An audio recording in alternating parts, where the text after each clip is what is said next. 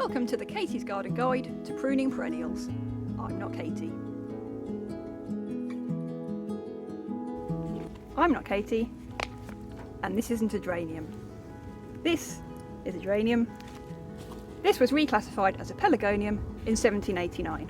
But if you were hoping to learn how to do that, simple job. You snap it off right back to the join. Don't leave a stalk, that's just going to go brown. Geraniums, lovely long flowering plants, really good for ground cover, definite cottage garden classic. There's all sorts for different jobs. You can have them low growing, you get high growing, some of them will do shade, some of them will do sunshine, some of them are rabbit proof. I think they are all slug proof as well, really good plant to have. Nice and straightforward for cutting back as well. So the perennial geraniums, also known as cranesbill, just have too many flowers. It's not worth doing the deadheading. That's when you're just cutting back to the next flower. What you want to do is decide you've had enough of all of that and it's time to chop it down. We've got here a geranium nimbus which has got very out of hand. We've got it all sprawling here and it's taken so long for us to get around to do anything with it. It has started putting on some fresh growth, but unfortunately, because the weather has been very tricky, that's actually not looking all that appealing.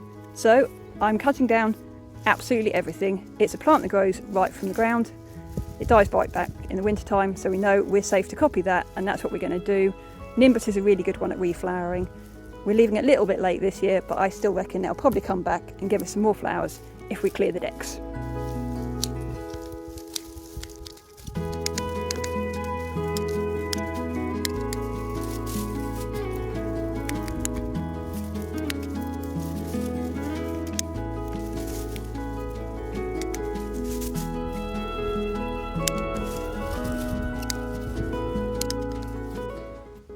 And if I pause there, there is something acceptable looking there, but I'm going to take all of it out.